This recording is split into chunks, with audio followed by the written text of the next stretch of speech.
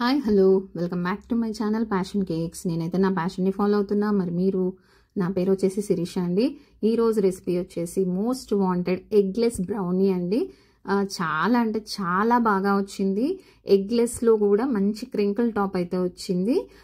Recipe వచ్చేసి as it is నేను చెప్పిన విధంగా చేయండి. మీకైతే ఎగ్జాక్ట్గా ఒక పావు కేజీ బ్రౌనీ అయితే వస్తుంది అనమాట.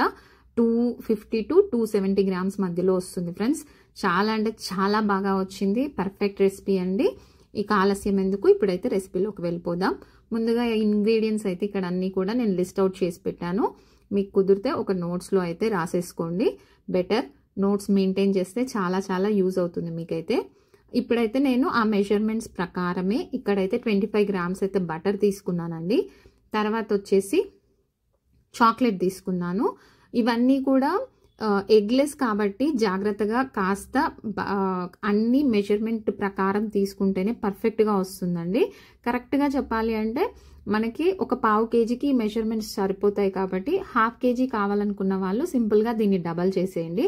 యాక్చువల్గా ఇది ఆర్డర్ అయితే కాదు, మా పిల్లల కోసం అయితే చేశాను అనమాట. సో నేను అందుకనే పావు కేజీయే చేశాను. లేదు అంటే హాఫ్ కేజీ ఆర్డర్ అలా అయితే జస్ట్ మీరు డబల్ ద క్వాంటిటీ చేసేసుకుంటే మాత్రం సరిపోతుందన్నమాట. ఇప్పుడైతే 25 grams butter, 75 grams dark chocolate అయితే తీసుకున్నాను. మీరు ఇక్కడ ఒకటి గమనించండి, బటర్ జనరల్గా మనము ఎగ్ బ్రౌనీకి అయితే కాస్త ఎక్కువ తీసుకుంటాం కదా, దీంట్లో వచ్చేసి కొంచెం ఆయిల్ కూడా వేస్తున్నాం కాబట్టి బటర్ అనేది 25 గ్రామ్స్ సరిపోతుంది.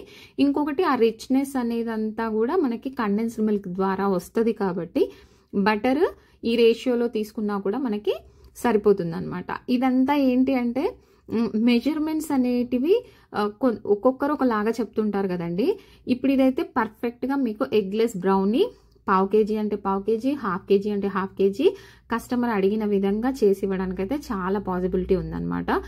వితౌట్ వేస్టేజ్, అది నా మెయిన్ పర్పస్ అనమాట.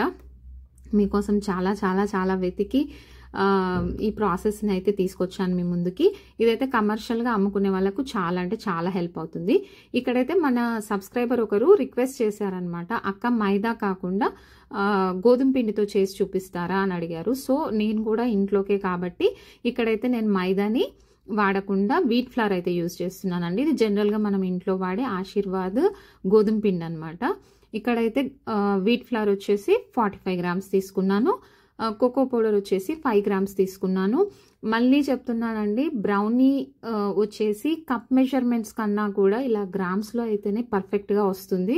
సో మళ్ళీ నన్ను కప్స్లో చేయమని అడిగినా కూడా పర్ఫెక్ట్గా అయితే చెప్పలేకపోతున్నాను. మీకు ఎగ్జాక్ట్గా ఒకటి లైవ్ కూడా చేసి చూపించాను, అందులో కప్స్తో కూడా చూపించాను అనమాట.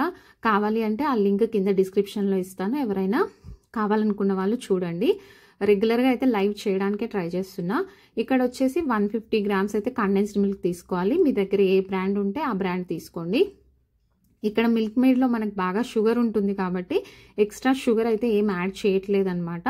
సో 150 గ్రామ్స్ మిల్క్ మేడ్, తర్వాత 2 టీ స్పూన్స్ వచ్చేసి ఆయిల్, 1 టీ స్పూన్ వచ్చేసి వెనీలా ఎసెన్స్. ముందుగా అయితే డ్రై ఇంగ్రీడియంట్స్ కూడా మనము ఇక్కడ రెడీగా పెట్టుకున్నాం కదా, పావు టీ స్పూన్ బేకింగ్ పౌడర్ కూడా వేసాను అందులో. ఈ విధంగా వెట్ ఇంగ్రీడియంట్స్ని, డ్రై ఇంగ్రీడియంట్స్ని అయితే రెడీ చేసుకున్న తర్వాత ముందు వెట్ ఇంగ్రీడియంట్స్ని అయితే నేను చూపిస్తున్న విధంగా కలుపుకోవాలి.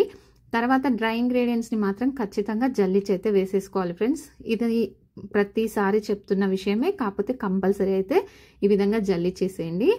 అసలు ఆ క్రింకిల్ టాప్ టెక్స్చరు చూయిగా, మాయిస్ట్గా, ఫడ్జీగా చాలా అంటే చాలా బాగా వచ్చిందనమాట బ్రౌనీ. చాలా టేస్టీగా కూడా ఉంది. సో మీరు ఎవరైనా ట్రై చేయాలనుకున్న వాళ్ళు డెఫినెట్గా ట్రై చేసి ఎలా వచ్చిందనేది నాకైతే కమెంట్ చేసి చెప్పండి. ఫస్ట్ టైం మన ఛానల్ ఎవరైనా చూస్తుంటే మాత్రం ప్లీజ్ ముందైతే సబ్స్క్రైబ్ చేసేసేయండి. మీకు కనుక వీడియో నచ్చితే లైక్ చేయండి, తర్వాతే షేర్ చేయండి. ఓకేనా ఫ్రెండ్స్? ఇక్కడైతే నేను బ్యాటర్ కన్సిస్టెన్సీ వచ్చేసి మీకు వీడియోలో చూపించిన విధంగా వచ్చేంత వరకు కాస్త అయితే మిల్క్ యాడ్ చేసుకోవాల్సి ఉంటుంది. ఇక్కడైతే ఫస్ట్ నేను 2 టీ స్పూన్స్ అయితే కాస్త వేసాను కదండి, ఇంకొక టీ స్పూన్ కూడా యాడ్ చేశాను, అది క్లిప్పింగ్ మిస్ అయింది. సో నాకు మొత్తం మీద అయితే 3 టీ స్పూన్స్ ఆఫ్ మిల్క్ అయితే పట్టిందనమాట. ఎందుకంటే ఇందులో అంతా కూడా మనకి థిక్ బ్యాటర్ అయిపోతుంది కదండి కాస్త ఎగ్ లేనందువల్ల. సో ఈ విధంగా అయితే మిల్క్తో బ్యాలెన్స్ చేసేయాలన్నమాట. ఇక్కడ మీకు వెయిట్ కూడా చూపిస్తున్నాను చూడండి. ఇది బ్యాటర్ వెయిట్. టోటల్గా అయిన తర్వాత నేను అది వీడియో తీయడం మర్చిపోయాను అనమాట. బట్ ఒక 30 గ్రామ్స్ అలా అయితే మాయిశ్చర్ అంతా వెళ్ళిపోతుంది, ఎవాపరేట్ అయిపోతుంది. కాబట్టి ఇక్కడ చూసారు కదా 320 గ్రామ్స్ వచ్చింది కదా. ఒక 30 గ్రామ్స్ మైనస్ చేసిన 30 to 40 ఈజీగా మనకి 270 గ్రామ్స్ అయితే వచ్చేస్తుంది అనమాట. సో మీరు ఎవరైనా పావు కేజీ బ్రౌనీ అది కూడా ఎగ్లెస్ చేయాలనుకుంటే ఈ మెథడ్ అయితే ఫాలో అయిపోండి. కమర్షియల్గా చేయాలనుకున్న వాళ్ళు మైదాను కూడా యూజ్ చేసుకోవచ్చు, ఇంకా బాగుంటుంది టెక్స్చర్ అయితే. ఇక్కడైతే బ్రౌనీ అయ్యిందా లేదా అనేది ఎలా చెక్ చేస్తామంటే టూత్ పిక్ ఇక్కడ నీట్గా రాకపోయినా పర్వాలేదు, కాస్త ఇలా మాయిస్ట్గా వచ్చినా కూడా మనకు బ్రౌనీ అయితే రెడీ అయిపోయినట్టే అనమాట. ఇది ఇంకొక వీడియోలో మీకు డీటెయిల్గా ఎక్స్ప్లెయిన్ చేస్తానులేండి. ఆల్రెడీ మన సబ్స్క్రైబర్ కూడా ఎవరో అడిగారనమాట, అక్క బ్రౌనీ బేక్ అయిందా లేదా ఎలా తెలుసుకోవడము అని చెప్పేసి. ఇది వచ్చేసి పూర్తిగా చల్లారిన తర్వాత డిమోల్డ్ చేసి పీసెస్ లాగా అయితే కట్ చేసుకొని తినాలండి. వేడివేడిగా ఉన్నప్పుడు మాత్రం ఖచ్చితంగా బ్రౌనీకి మాత్రం చాలా టైం పడుతుంది అనమాట కూల్ అవ్వడానికి. సో ఆ టైం అయితే మనం ఇవ్వాలన్నమాట. చూస్తున్నారు కదా ఎంత మాయిస్ట్గా ఉందో. మనకిది కేక్ లాగా పర్ఫెక్ట్గా డ్రైగా ఉండదండి. ఓకేనా ఫ్రెండ్స్, ఈరోజుకైతే ఇంతేనండి.